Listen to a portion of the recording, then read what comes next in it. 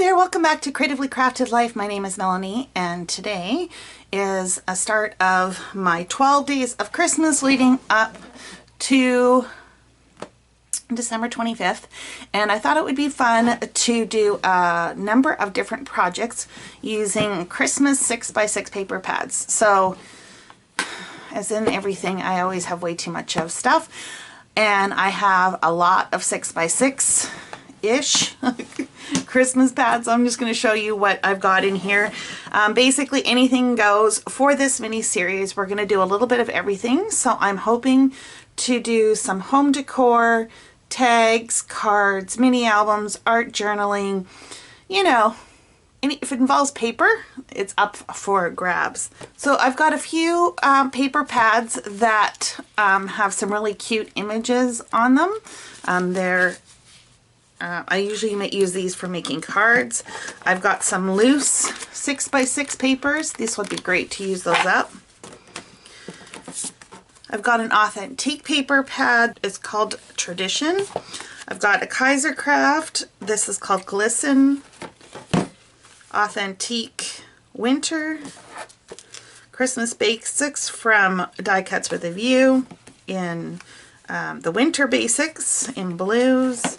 Another Kaiser Craft. This is called Christmas Carol. Some more loose 6x6. I've got Home for Christmas by Minte in the 6x6. How cute and gorgeous are these? I have not cracked into them and I'm really excited. I have some of the Lawn Fawn collections. So Nitpicky, Bokeh in the Snow, Perfectly Plaid, and Really Rainbow Christmas. LA Studios. I've got a bunch of Echo Park, Gingerbread Christmas, Farmhouse Christmas × 2. That one might be good for using doing a mini album. Another authentic called Snowfall, and this is a Bo Bunny, I think, if I remember correctly. I don't have a name on it, but I'm pretty sure it's Bo Bunny. Pretty, right? Okay, so for today, we are going to focus on home decor pieces, namely ornaments. I have some wood ornaments. These were from Doris. I picked them up a couple years ago on clearance. They were 25 cents a piece. I like to make new Christmas ornaments every year, so these are the ones we're going to use. And my Christmas tree is red, green, turquoise, gold, and silver. And I'm thinking of using the Kaiser Craft on these. So let me clear this up and we're gonna get started. Cutting paper out to fit on top of these shapes is not my idea of fun. It just isn't. So what I'm going to do, I'm going to apply a layer of gold, Inca Gold by Aviva Crafts. It's just like a paste. And I've got a sponge dauber, and basically all you do is adhere some of that onto the dauber and then just burnish it into your wood piece. This dries super quick. It's not messy. There's really no wait time. I mean, obviously you could still get some on your hands like I did, but by and far I think it's less messier than using paint. And like I said, there's pretty much no dry time. And I think it's really pretty when it's done. So that just saves me from having to cover the entire sheet and, you know, make sure it's all the edges are sanded and stuff like that. But if that is your jam, by all means, if you have these, go for it. Okay, so I got one more to do, and then we're going to embellish this with paper. Okay, so for the first step in decorating, I am just taking a 1/2 inch strip of pattern paper. I'm using these foiled reindeer for this one. I cut 2 1/2 inch strips. I suppose if you're really frugal, you might be able to make just one strip work. Basically what we're going to do is we're going to adhere a layer across the top. Make sure we got them going the right way. And then we're going to have another one along the bottom and then one on this bottom down here. And I found just my regular Barely Art glue was not sticking with the combination of the paint, the Inca Gold, and the wood. So I am using Distress Paper Mosaic Glaze, which as far as I'm concerned, I think it's the same as Glossy Accents. Same deal. So I'm just going to adhere a layer of the adhesive where I want the stripe to go. And this is slippery glue, so you do need to be a little patient. And we're just going to line that up, make sure it's got good contact.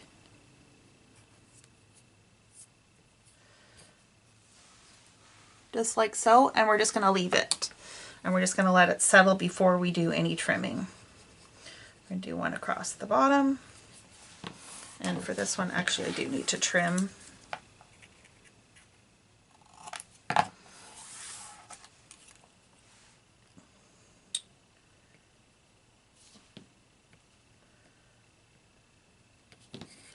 And make sure that it is straight, unless you of course are intentionally going crooked. Got a good press. And then the last one will be down here.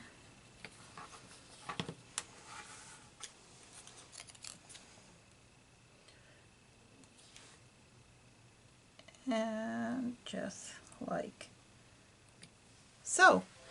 And I'm going to let this sit probably for about 5 or 10 minutes. I don't know if it needs that much time, but I would rather it be strongly adhered so that when I go to trim it, I don't have to worry about it shifting. I've got one here that I've already done previously, and it's pretty settled. It's not shifting anymore. We're just going to turn this over to the back side, and I'm just going to use a pair of scissors. If you wish to use an X-Acto knife or something like that, of course you can. But I think I can do this with the pair of scissors. And if I don't have to pull out another tool, I'm happy with that. This one may be a little bit tricky.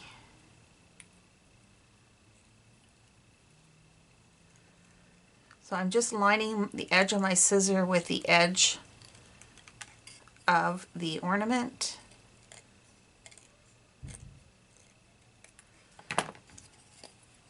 Just like so. Let's move on to the next step. For the next step, I thought it would be kind of fun to use some seed beads. I have some micro beads. These are some green ones from Stampin' Up. I have a little bit of teeny tiny white ones. These I think are a little bit bigger.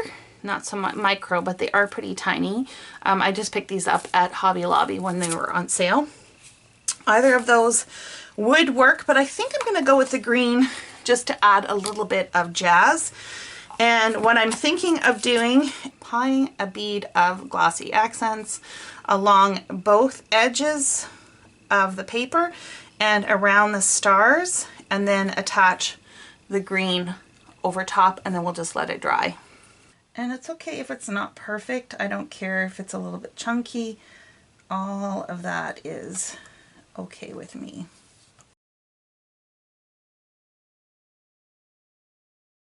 And this glue does have quite a bit of a wait time or a set time, so I should be okay to outline all of this and then attach the beads in one shot. Actually, I might do this whole tip in beads. That might be kind of fun. Don't know how well you'll be able to see that. I put a tray down to collect the beads because these will go everywhere. And I'm going to be pretty generous and just sprinkle them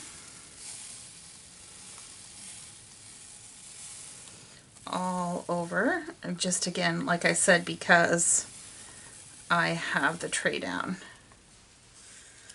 And I'm going to let this sit for a few minutes just to give the glue a little bit of time, and then I will come back and shake these off and we'll do another one. Okay, so this one is basically all shaken off. I don't know if I would do the bottom tip again. The weight of the beads pushed the glue over, and so I had a little bit of, you can see, runoff. So I probably won't do that again. I think that's just too hard to manage. This is still very wet, so I'm going to put this someplace safe so that it can dry fully. I am going to do one in white in the clear, and I'm going to do another one in the green. So it's been a couple hours. These are now nice and hard and dry. I brushed off all the extra bits, and I have to admit that I like the green better than the clear. The clear is fine, and I'm sure it will glitter nicely with the lights, but I think the green is has a little more contrast, which I prefer. You'll notice I added a topper. I have about 12 inches of ribbon and 24 inches of gold cord, and then I'm going to leave the gold cord for later.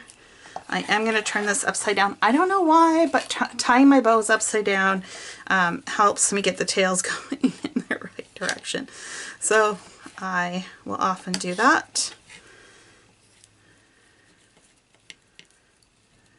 I don't have any special tricks for bows, you guys. I just tie and hope they turn out. That's pretty much the sum extent of it. Okay, so now I'm just going to take the gold thread and tie a bow on top of the white bow. Trim these off and trim this off. I need my fabric scissors.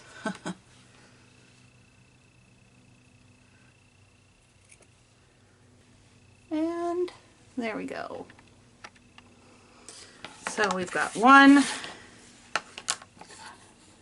2, and 3 new ornaments for the tree this year. So that is it for this day's project. Have you ever used wood ornaments before? I pick them up every now and then from craft stores when they're on sale and just tuck them away for a project like this.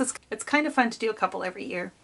Thanks so much for joining me, and be sure to stick around for the rest of this series, and until next time, happy crafting.